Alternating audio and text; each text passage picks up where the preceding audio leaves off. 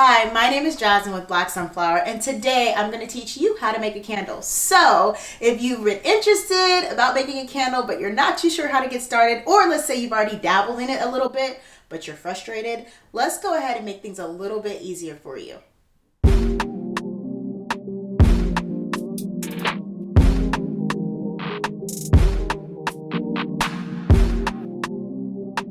Candle making can be extremely frustrating, but I'm going to share with you the formula that made me over $250,000 in just a year. So you want to start off with a vessel. You're also going to need a wick. This is a Eco 12 wick. You need a thermometer as well as a wick clip. I have three versions here. One of them I made when I was dead broke. I bet you can't guess which one. The next thing you're going to need is something to adhere your wicks with, either glue gun or wick stickers. Today I'm going to use wick stickers. I usually save the glue gun for bigger batches. You need a heat resistant stirring element as well as a pouring pitcher. Of course, you need a delicious fragrance. And then what's a candle without wax? Today we're using a 454 Coconut Soy Wax blend.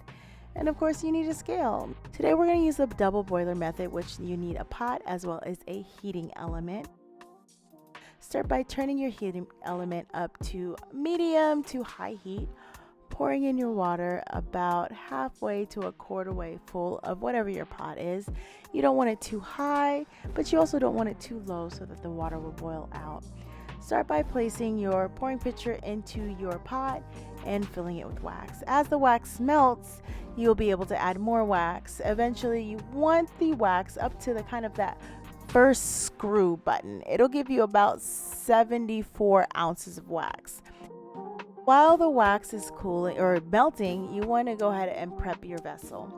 Like I said, I normally use a glue gun, but today I'm going to use a wick sticker. I find wick stickers to be a little bit more tedious, especially if you're doing a bigger batch. So that's why I use glue guns. The one thing you don't want to do is not adhere your wick to the bottom of the jar. I've seen plenty of videos with people do that. I do not recommend. Today I am going to use Bertha. She's my 100-pound wax melter. It is amazing. I got her from waxmelters.com, and I swear this thing was a game changer. Now, when you're heating your wax up in your pot, make sure that you heat it to at least 190 degrees.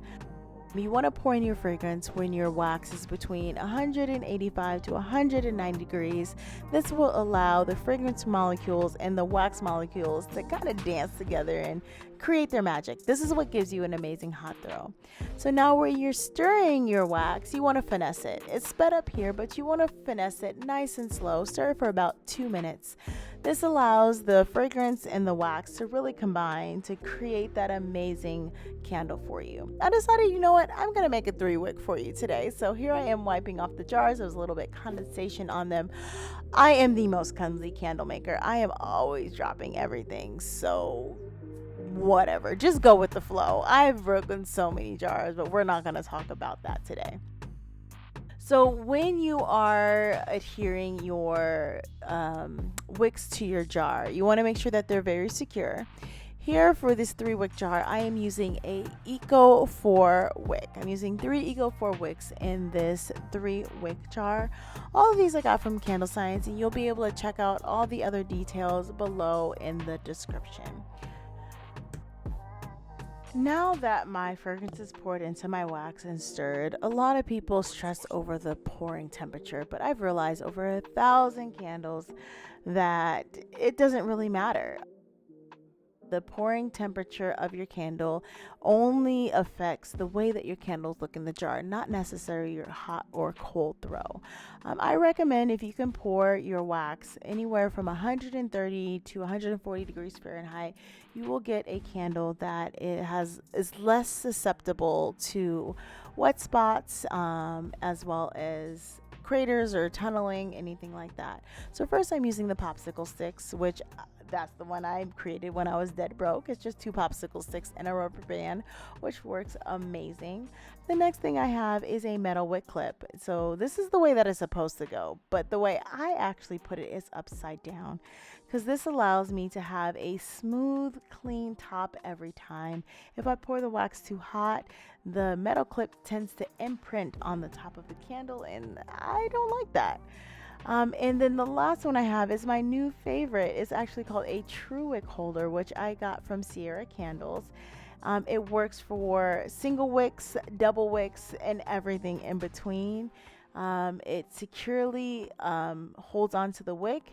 In addition to that, it doesn't allow it to slip into the wax. So it's definitely my new fave.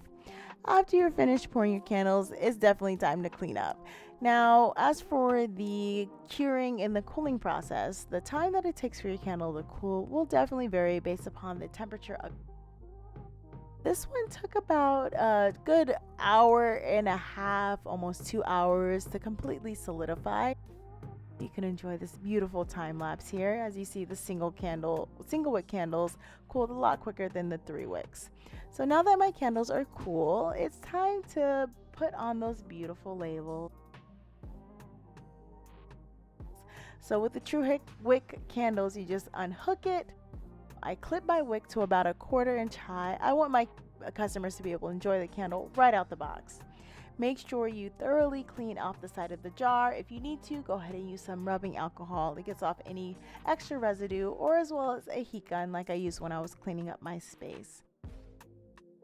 Labels can be purchased from just about anywhere. I purchased mine in bulk. There are quite a few suppliers out there. When applying the label, I usually stick the middle first, adhere the middle, and then kind of go to the outside. This allows me to remove any sort of bubbles, anything like that. And there you go, you have your candle. I hope this was an easy guide for you guys, and I hope that you understand that candle making does not have to be as difficult as everyone makes it out to be.